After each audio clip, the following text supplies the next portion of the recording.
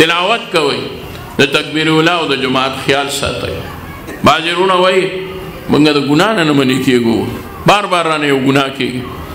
مونځ شروع کوي الله رب العزت فرمایي ان الصلاة تنهى عن الفحشاء والمنکر یقینا الله فرمایي یقینا دا مونځ چې دی به دې بچ کوي د فحش او ناکاره کارونو نه د دروغو نه د بدکارو نه د بد نظرو نه د هر غلط کار نه به دې الله رب العزت په مونځ باندې بچ کوي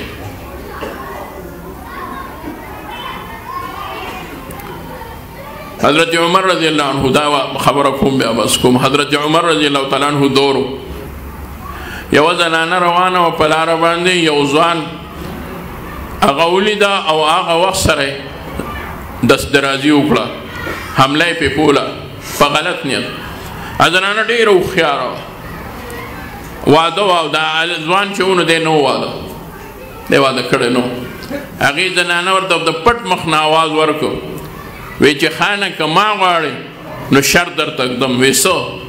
وی پوره کې به وی او چې څه غواړې هغه به کوم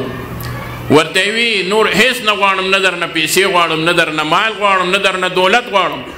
ورشه او د حضرت عمر رستو څلوېښت ورځې د تکبیر اولا سره مونځ وکړه بیا چې ته څه وایې هغه شان به وکړو ځوان وی دا خو ډېره اسانه خبره ده خلک پکې بله بله مشقتونه کوي مونځ خو خیر ده د مسلمان یم کوم به که نه هغې څه پسې به یې کوم او لږ وروسته وی نه کوم به په هغه پسې به یې تکبیر اولا سره کوم بس لومبي صف کې به دی ناست او عمر صاحب پسې به جوخ ولاړو او مونځ به یې د تکبیر اولا سره کولو مونځ به یې وکړو خو بیا به راغی د هغه زنانه او د هغې کور په طرف باندې به تېر شه زنانه به ورته چېرته نه کتل چې دی راځي او که نه راځي له 70 ورځې لړ راغی 12-14 ورځې پس چې دی نو دا ځوان بیا خطا شو بیا به ډېر نه راته کله یو ورځ راغلی بله ورځ نه راغلی 15 ورځې پوره شوې نه وې 40 ورځې پوره شوې په 25مه ورځ باندې دې زنانه تپوس وکړه ډېرې ورځې وشوې هغه ځوان رانغی سوال جواب یې ولې ولېږه وی ځوانه تا د هغې خبرې څه چل وکړو تا چې ما ته یو مطالبه کړې وه ما درته یو شرط ایښی و هغې ځوان ورته وی زه خپل کار کوه د عمر رستو راته الله تعالی خپله مینه او عشق نصیب که اوس زه تاسو کوم وی لا خو دې 40 ورځې نه دي برابر کړي وی الله تعالی ماله د ولایت هغه مقام راکړه چې خپله تجلی راته وښوله خپل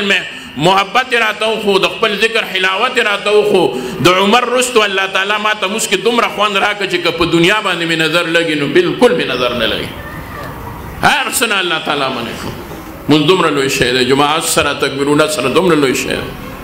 بیا د اولیاء الله بیا د عمر صاحب کوم مقام خو چې په زړه باندې صفایي الله دې رب العزت دې زمونږ صحیح صفا زړونه نصیب کړي دا زړونه دي نو دا ګنده شوي دي زمونږ والد صاحب رحمت الله علیه ته یو مرید وی صاحب زړه مې توړ دی نو شیخ صاحب ورته وفرمایل خانه په تورېدو یې ډېر وخت لګېدلی دی په سپینېدو به هم دومره وخت لګي کم از کم هغومره وخت خو به پرې لګي څومره کې چې تور شوی دی دوی به محنت کوو څوک څوک دې ته تیار چې انشاءالله د زړه په صفایه به محنت کوو ماشاءالله ماشاءالله ماشاءالله الله مو خوشحاله ساته الله دې خیر درکړي تاسو له دا قرآن مجید